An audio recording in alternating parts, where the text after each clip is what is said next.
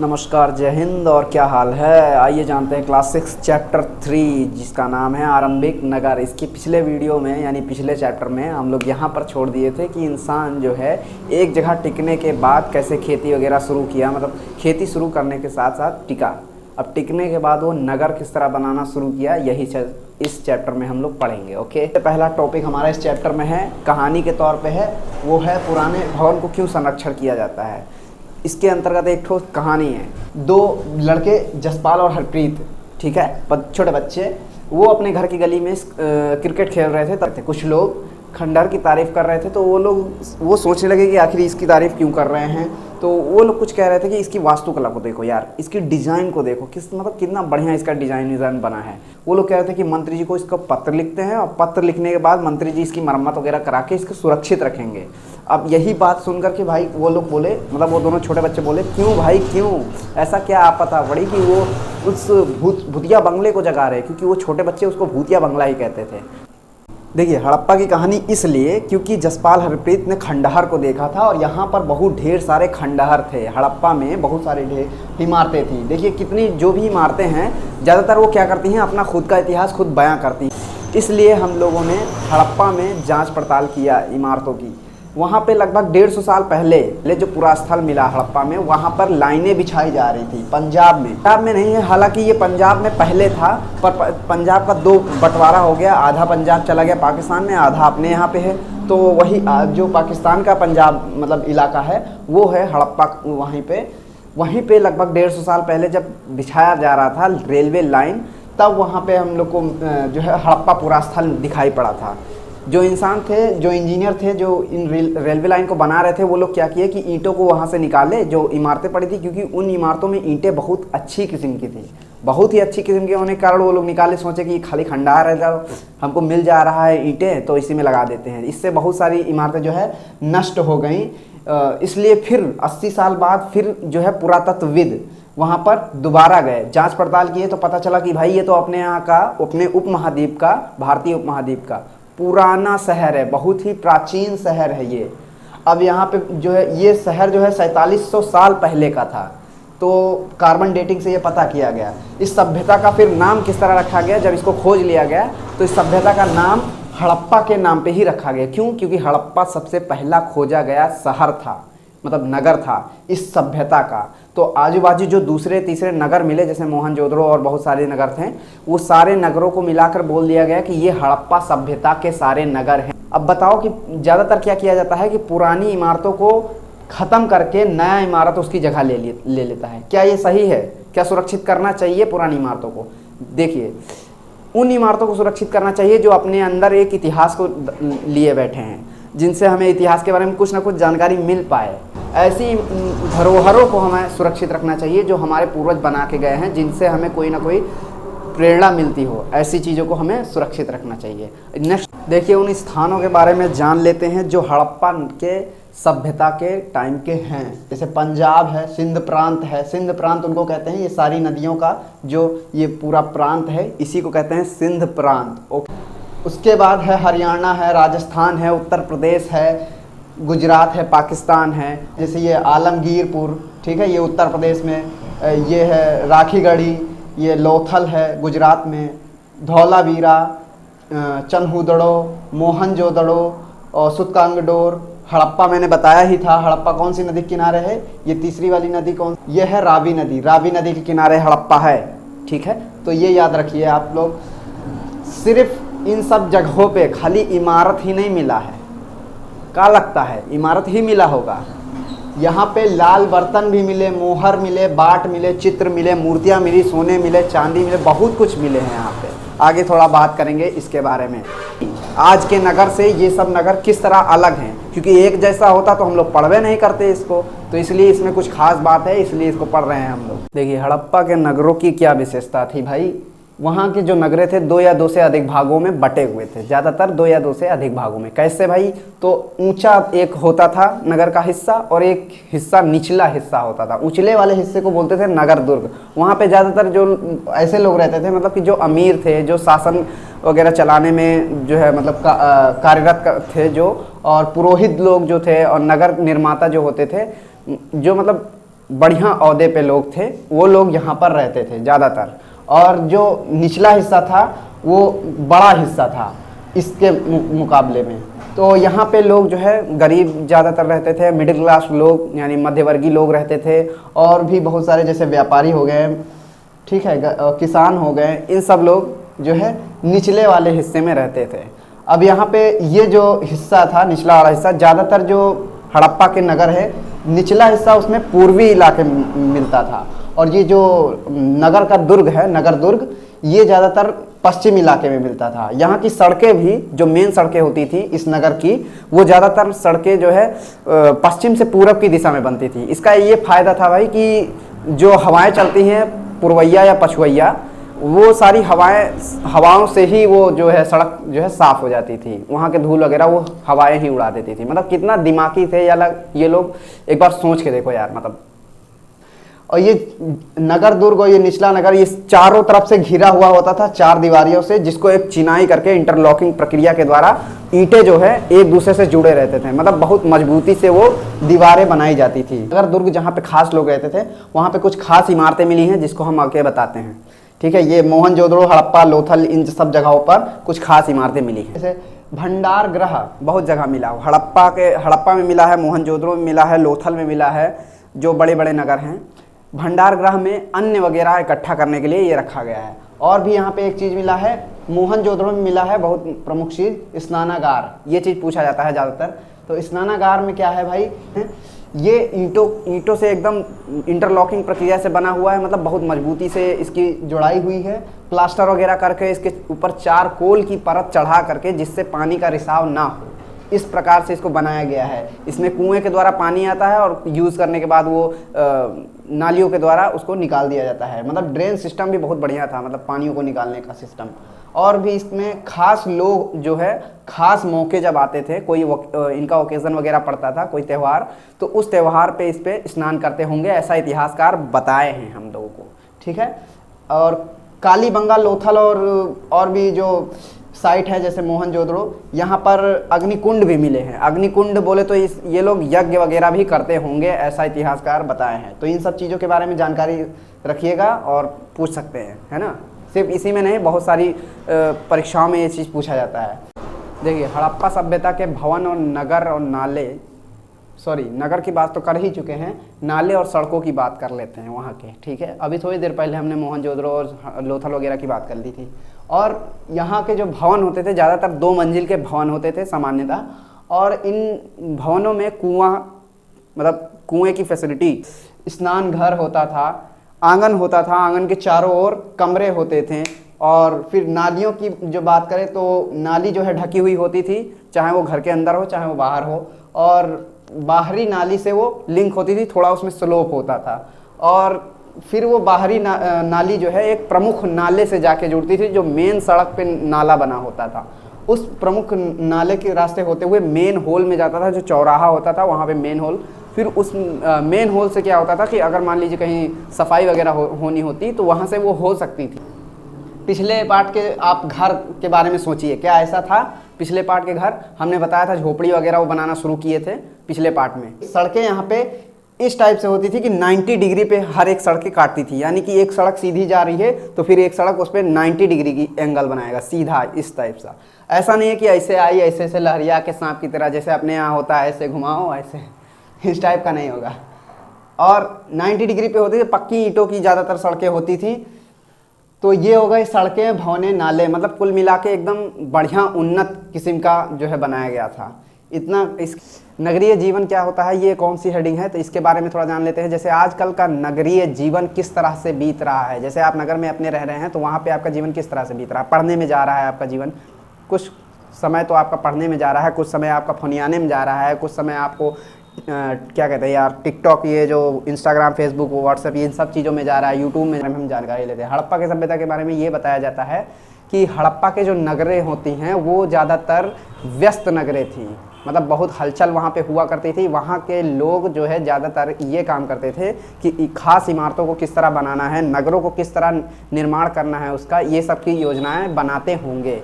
और साथ ही ये लोग क्या करते थे कि शायद यही लोग शासक भी थे, क्योंकि ये लोग ही नगरों को बनाने की योजना करते थे। तो जो शासक थे यही लोग लोगों को दूर दूर तक भेज करके जो कीमती वस्तुएं होती थी, सोना चांदी हीरे मोती धातुएं जो हो गई या फिर कीमती पत्थर हो गए, इन सब चीज़ों को दूर से मंगवाते थे लोगों को भेज करके। ये जो शासक होते थे ये सारी चीज़ें अपने पास ही संभवतः ये लोग रखते होंगे, क्योंकि जो खुदाई करके जो निकाला गया है कीमती वस्तुएं वो ज़्यादातर बड़े इमारतों में मिली है। बड़े इमारतों में शासक लोग ही रहते होंगे, राजा महाराजा लोग टाइप के। और इनके पास इनकी लिपि भी थी, लिखने की प्रक्रिया भी थी, जो कि आप ये उदाहरण से देख सकते हैं कि यहाँ पे एक मोहर मिला है। इस मोहर में देखिए आप किसी टाइप की लिपि लिखी हुई है। अब ये लिपि हम लोग पढ़ नहीं पाए हैं, ना मैं पढ़ पाया हूँ ना इतिहासकार पढ़ पाया। आप में से कोई धुरंधर इंसान अगर पढ़ सकता है तो कमेंट में लिख के बता दे कि ये क्या लिखा है। ओके, अब इन लिपियों के अलावा यहाँ पर जो हड़प्पन के नगर है, यहाँ के लोग शिल्पकार भी हुआ करते थे। यानी इनका जीवन जो है मूर्तियों को डिज़ाइन करने में और खिलौने को बनाने में, जैसे कि ये खिलौना आप देख सकते हैं कि इन सब चीज़ों को बनाने में अपना समय व्यतीत करते थे, अपना जीवन व्यतीत करते थे वहाँ के लोग।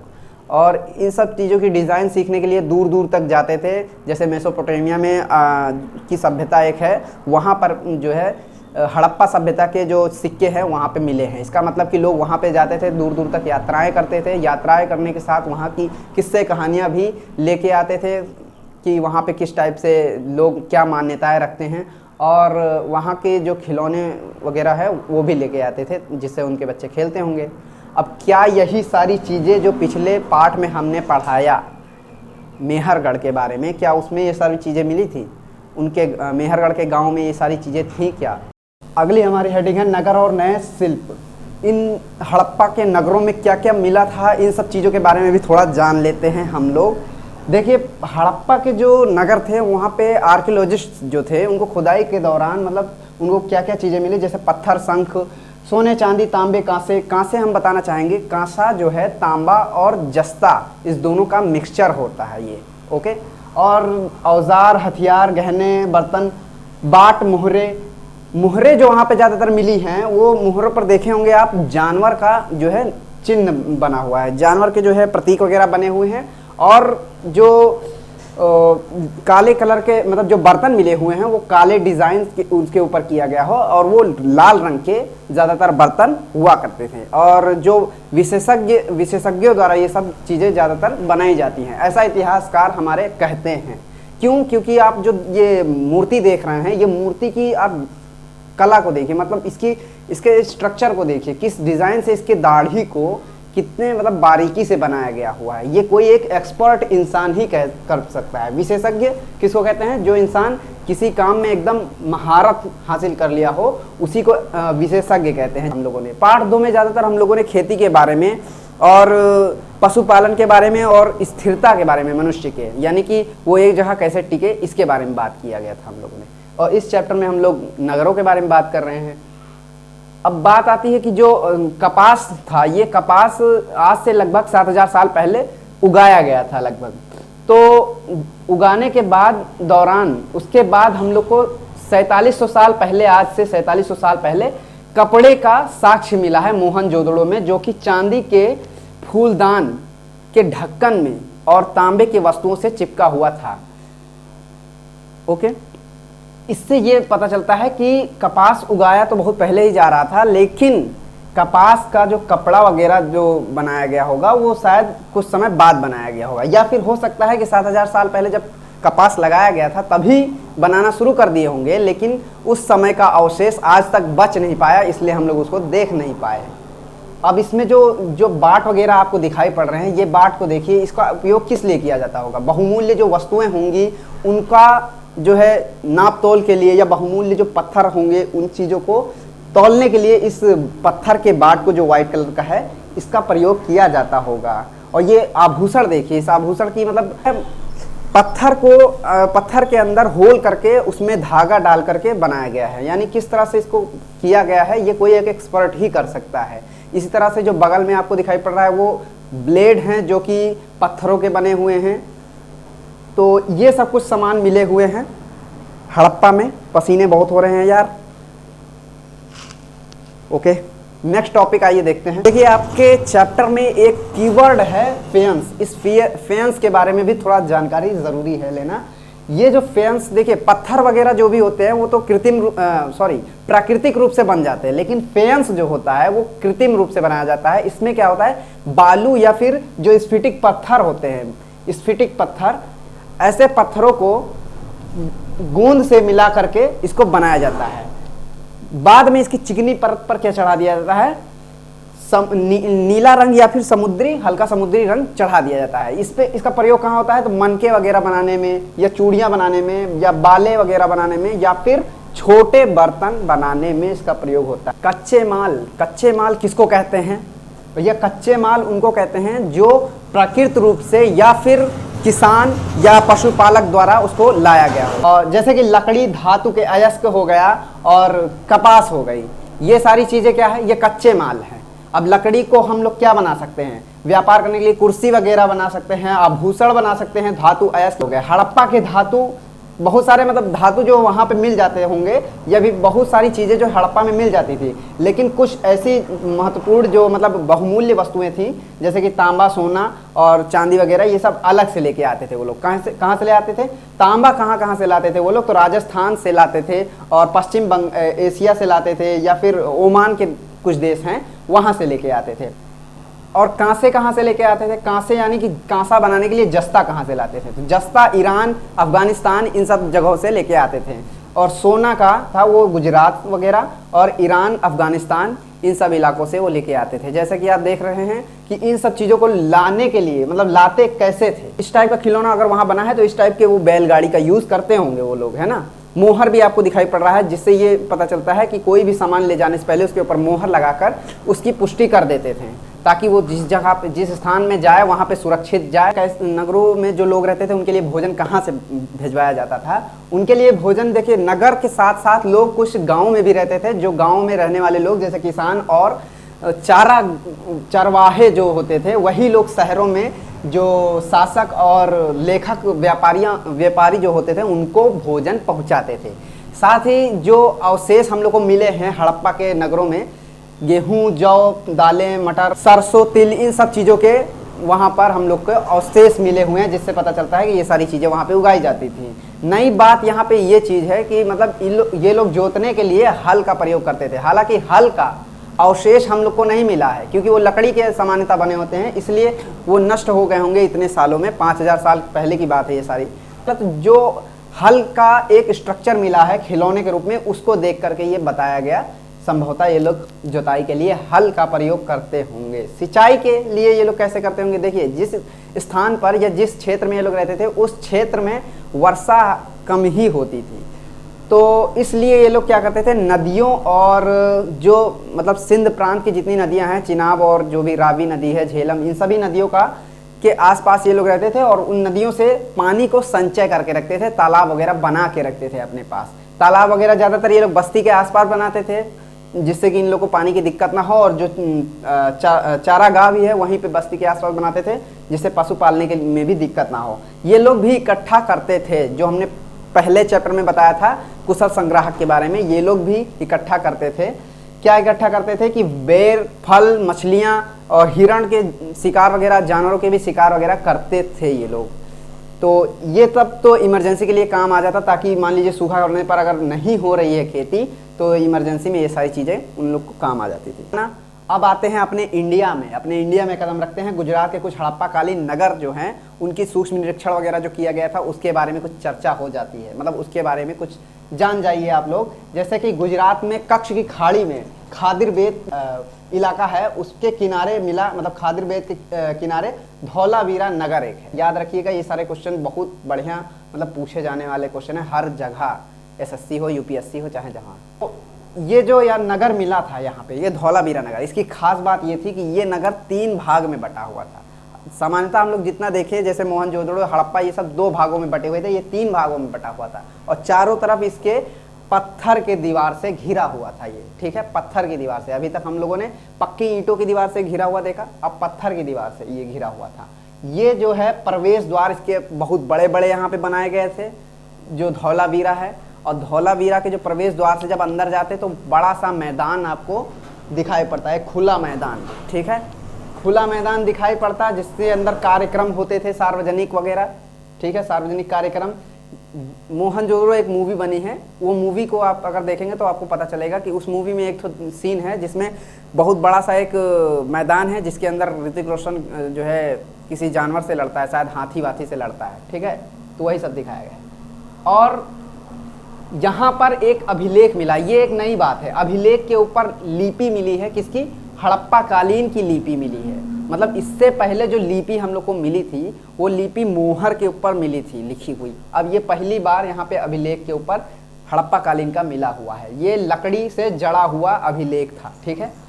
अब दूसरा जो हम लोग को साक्ष्य मिला, दूसरा नगर कहाँ है, खंबात की खाड़ी में, साबरमती जो नदी है उसकी उपनदी एक, उसकी उपनदी के किनारे है लोथल नगर, ठीक है, लोथल नगर। इसका क्या खास बात है कि यहाँ पर कीमती पत्थर बहुत ढेर सारे मिलते हैं, मतलब मिले थे अवशेष, और शंखों और धातुओं का महाकेंद्र यानी मुख्य केंद्र माना गया है, ये बहुत तगड़ा वाला नगर है। मुहरें यहाँ पे बहुत ढेर सारी मिली है, कहाँ पर, भंडार गृह के अंदर मिली है, यहाँ पे मुहरबंदी और मुद्रांकन इस सब चीज़ों का ज़्यादा अवशेष वगैरह मिला है। मुहरबंदी मुद्रांकन क्या होता है अभी आगे बता। यहाँ पर एक इमारत थी जिसके अंदर खाली यही मिला था कि कैसे मतलब उपकरण वगैरह मिला था, उपकरण, मनका बनाने के उपकरण मिले थे, और खूब ढेर सारे अध बने मनके मिले थे, और बने हुए भी मनके खूब ढेर सारे मिले थे। तो कुल मिला के एक ऐसा इमारत यहाँ पे मिला, जैसे क्वेश्चन पूछ लेगा कौन सा ऐसा नगर था जहाँ पर सिर्फ मनके मिले, मतलब जहाँ पर एक इमारत जिसके अंदर सिर्फ मनके ही मिले, तो वो था लोथल नगर, ठीक है।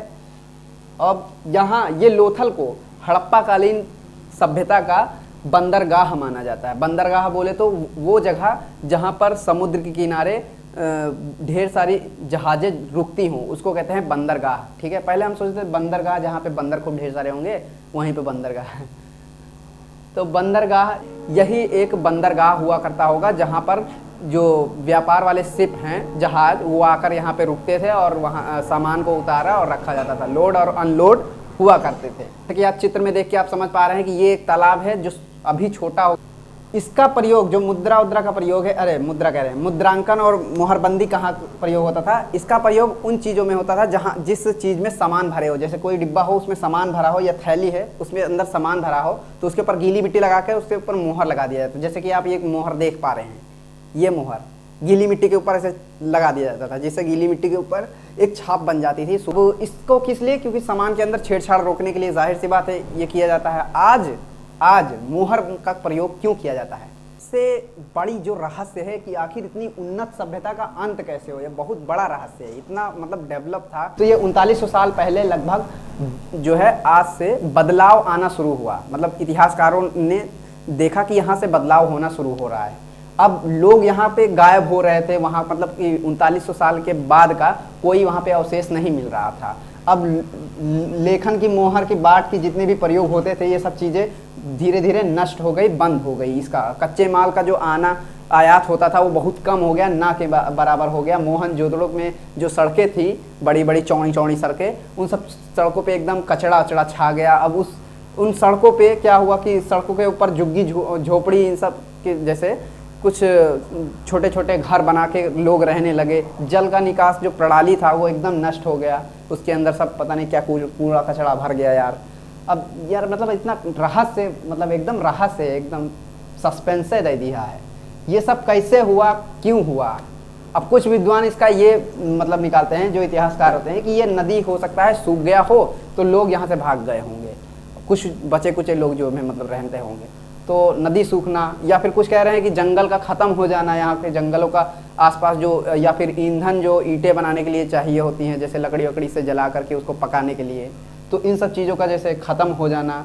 या फिर जो घास के मैदान हैं, चारागाह वगैरह जो जितने थे सब चले गए क्योंकि घास का मैदान ख़त्म हो गया, ये भी हो सकता है। या फिर बाढ़ आना। मोहनजोदड़ो जितने भी जो स्थल मिले हैं वो सब मिट्टी के नीचे डूबे हुए थे, उनको खुदाई करके निकाला गया। इसका मतलब जो नदियां होंगी वो अपने साथ मिट्टी को बहा के लेकर चलती हैं ना, तभी तो हमारा उत्तर प्रदेश का ये मैदानी इलाका बना है, इसका मानना। लेकिन इसका भी कोई पुख्ता सबूत नहीं है, कोई प्रमाणित ये सारी चीज़ें नहीं हैं। इसके बाद लोग पूर्वी दिशा में और दक्षिणी दिशा में बढ़कर रहने लगे। कुछ उत्तर प्रदेश के इलाके में आने लगे, गंगा नदी के आसपास के इलाकों में रहने लगे, और कुछ दक्षिणी इलाकों में जाने लगे, जैसे गुजरात से और आगे मतलब महाराष्ट्र वगैरह की तरफ बढ़ने लगे। आज से लगभग 1400 साल पहले फिर से एक नया नगर बनना शुरू हुआ, जो कि दक्षिण के इलाके में बना, और उसके बारे में हम पढ़ेंगे पाठ 5 में। ओके, पाठ 5 में और 8 में। अब कौन था ये, कैसे बनाया, ये सस्पेंस जैसे सीरियल में दे देता है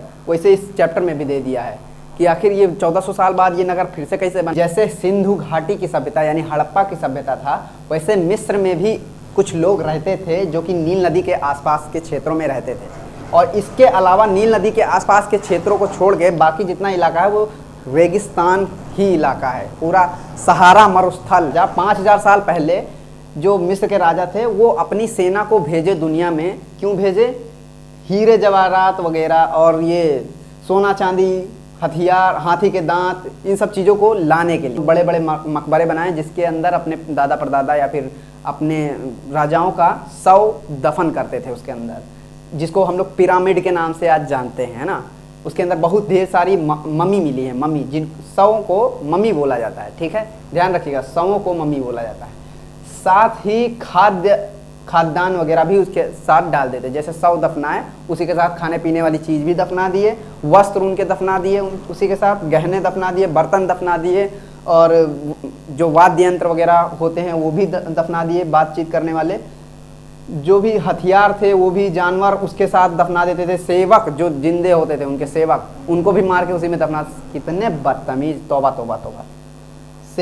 सेवक जो मतलब शवों को दफनाने के लिए ये जो मिस्र के लोग थे, राजा थे, ये बहुत खर्चा करते थे, मतलब मिस्र में बहुत खर्चा होता था इसके पीछे।